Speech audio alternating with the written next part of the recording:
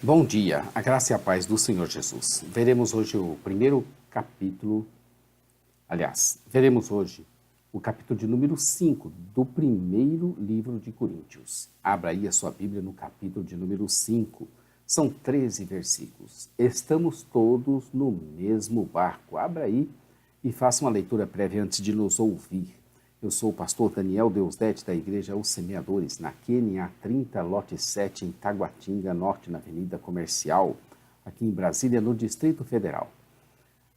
Faça-nos uma visita, conheça nossa igreja, nossos trabalhos, nossa editora, livraria. Aproveite agora para inscrever-se em nosso canal. Inscreva-se em nosso canal, clique aí no sininho à sua esquerda e já dê o seu like aí para nos ajudar no nosso canal. Como já dissemos, Coríntios foi escrita para principalmente combater a rebeldia, as divisões e a falta de amor que tinham sido causadas pelo orgulho e pela presunção da igreja de Corinto. Neste capítulo 5, houve alguém em Coríntios que ultrapassou todos os limites e cometeu atrocidade tal que nem mesmo entre gentios se tinha ouvido. Aquele era um caso gravíssimo e não poderiam as coisas prosseguirem sem uma exemplar punição. O fato é que estamos todos no mesmo barco. Cristo, a caminho da pátria celestial. O barco é Cristo. Estamos a caminho da pátria celestial. Estamos todos dentro do mesmo barco. E dentro desse barco estão reunidas aqueles por quem Cristo morreu. Ninguém no barco é flor que se cheira. Pelo contrário, todos fedemos. Agora somos salvos, mas a salvação ainda não foi completada na presente era por causa da nossa natureza. E porque Deus, ao nos salvar, não nos levou embora, mas nos deixou em convivência uns com os outros. É natural, pois, então, que surjam problemas, intrigas e muitas coisas desagradáveis. Mas todas elas parecem ter limites. Paulo não tolerava, nem no barco, os que, se dizendo salvos, eram declaradamente sem temor a Deus, voltados ao pecado. Nós estamos vendo a segunda parte, nós dividimos esse livro de Coríntios em algumas partes, e nós estamos na segunda, que são os relatórios feitos pelos da casa de Cloé, ou Cloé, como alguns queiram. Começamos no capítulo 1, verso 10, e vai até o 6, verso 20. Nós estamos no capítulo 5, então amanhã a gente encerra essa parte 2 e iniciaremos a nossa parte 3. Dos versos 1, 10 ao 6, 20, estamos então vendo esse relatório feito pelos da casa de Cloé. Paulo volta a sua atenção para algumas questões que haviam sido relatadas a ele pelos da casa de Cloé. Ele tem duas preocupações principais que formam essa divisão que estamos propondo.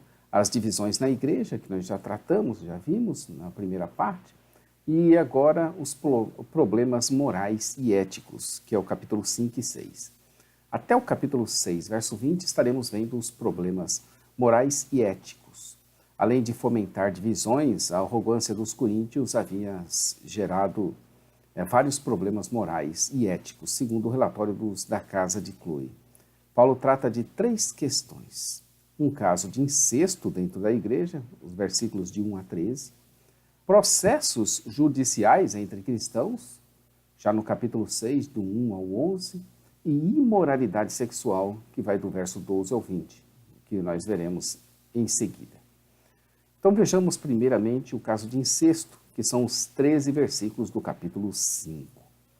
Veremos nesse capítulo um caso de incesto e como Paulo lidou com ele. Os coríntios estavam tão confiantes em si mesmo que não enxergavam a gravidade do incesto para a igreja. Não sabemos se o pai desse homem já estava morto ou se o filho casou-se de fato com sua madrasta. Em qualquer caso, fica explícito o relacionamento sexual incestuoso, conforme condenado em Levíticos 18, 8. O verbo grego possuir pode significar viver um relacionamento sexual imoral com. E fica evidente pela reação de Paulo nesse capítulo que era esse o sentido em questão. Ainda que a cultura grego-romana nos dias de Paulo tolerasse discretamente uma vasta ordem de atividades imorais, hoje a tolerância é Hoje nós não temos limite para nada, né? Até mesmo os gentios censuravam esse tipo de incesto. O problema fundamental da igreja em Corinto não era a imoralidade de um de seus membros, mas a arrogância ao tolerar e aceitar a prática de um ato incestuoso. Verso 6. Os coríntios tinham tanto orgulho da sua tolerância que passaram não apenas a desprezar os padrões morais bíblicos, como também a adotar os costumes dos ímpios. O orgulho os levou até mesmo a considerar os primeiros ensinamentos apostólicos de Paulo a esta igreja. Nos versos de 3 a 5 temos uma passagem bastante complicada. Embora distante da comunidade, Paulo emitiu sentença de julgamento profético, como se estivesse lá em Corinto. De fato, Paulo deu ordens à igreja para expulsar o transgressor, entregue a Satanás. Essa expulsão visava ao arrependimento e à salvação da pessoa, algo que só poderia ser alcançado por meio da destruição da carne, isto é, quando esse homem obtivesse domínio sobre suas tendências carnais. De acordo com uma das interpretações de 2 Coríntios 2, de 5 a 11, esse homem se arrependeu de seu pecado. Eles se reuniram em nome do Senhor Jesus, juntamente com Paulo em espírito, ou seja, eles tinham conhecimento de sua vontade no tocante a isso.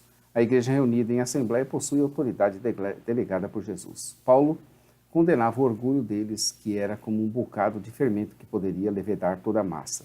Ou melhor, levedura, que na verdade é uma pequena porção da massa fresca que é deixada para azedar. Depois disso, pode ser adicionada a uma porção maior de massa fresca, causando a fermentação desta. No entanto, esse processo pode envolver riscos para a saúde se a fermentação durar muito tempo. Como parte do ritual de purificação da festa da Páscoa, os israelitas precisavam retirar todo o fermento de suas casas. Nesse sentido, Paulo usa o fermento para simbolizar a impureza e a corrupção, e a nova massa sem fermento para simbolizar a pureza. Por um lado, os cristãos verdadeiros em Corinto já haviam sido genuinamente purificados por Cristo, e desse modo Paulo continua a dispensar à igreja visível o generoso tratamento de considerar seus membros como cristãos genuínos. No entanto, ao tolerarem o incesto na comunidade, a igreja visível de Corinto havia se tornado corrupta e precisava de ser purificada. A verdadeira natureza de cada indivíduo torna-se mais clara conforme a fé de cada um e é determinada e provada pelo tempo. Há um trecho no capítulo 2, do verso 13, de 5 a 6, aqui a Bíblia de Estudo de Genebra, que você adquire aqui pela nossa livraria Os Semeadores, nossa editora, você pode refletir em um artigo teológico que está lá na Bíblia de Estudo de Genebra, que é a perseverança e a preservação dos santos. Esse artigo teológico está em Filipenses 1. A verdadeira natureza de cada indivíduo torna-se mais clara conforme a fé de cada um, e é examinada e provada pelo tempo. A referência é 2 Coríntios 13, de 5 a 6, e o artigo teológico, a referência é Filipenses 1. Paulo desenvolve essa representação da Páscoa ao sugerir que o sacrifício pascal, sendo sombra das reais coisas que virão, apontava para o seu cumprimento definitivo na morte de Jesus Cristo. O estágio final da argumentação de Paulo, e em particular o mais belo, foi traçar um paralelo entre as festas dos pães asmos e a vida pura que os cristãos devem ter. Como povo de Deus, vivendo entre a primeira e a segunda vinda de Cristo, é o que nós estamos fazendo, né? Nós estamos vivendo entre a primeira e a segunda vinda de Cristo. Cristo veio a primeira vez e não veio a segunda ainda. Então nós estamos bem nesse meio de tempo. Todos os dias são motivos para celebrarmos uma festa. Antes de escrever 1 Coríntios, Paulo havia enviado outra carta. Essa carta, infelizmente, não chegou até nós, instruindo os coríntios a apartarem-se de cristãos que continuavam a praticar a imoralidade. Os coríntios não entenderam o que Paulo quis dizer, pensando que a ideia era apartar-se totalmente do mundo, isolar-se, ou tentarem evadir o assunto argumentando que o apóstolo exagerava. Paulo aproveitou a oportunidade para esclarecer que se referia àqueles que se dizem irmãos, porém viviam de maneira contraditória com a fé que professavam. A ordem para banir os transgressores, com esse tal nem ainda com mais, que está escrito, referia-se principalmente à vida em comunidade e provavelmente não tinha intenção de evitar contato pessoal. Ao citar a ordem repetitiva em Deuteronômio para expulsar os ímpios de Israel, lá Deuteronômio 17, de verso 7, verso 12, Paulo apresenta um paralelo importante entre a comunidade da aliança no Antigo Testamento e a igreja cristã. A igreja visível deve disciplinar seus próprios membros, assim como fazia o povo de Israel no Antigo Testamento. Contudo, os de fora não devem ser disciplinados, isto é, excluídos do contato pessoal. Não devem ser disciplinados pela igreja. Nem mesmo Paulo, em sua autoridade apostólica, julgava os de fora.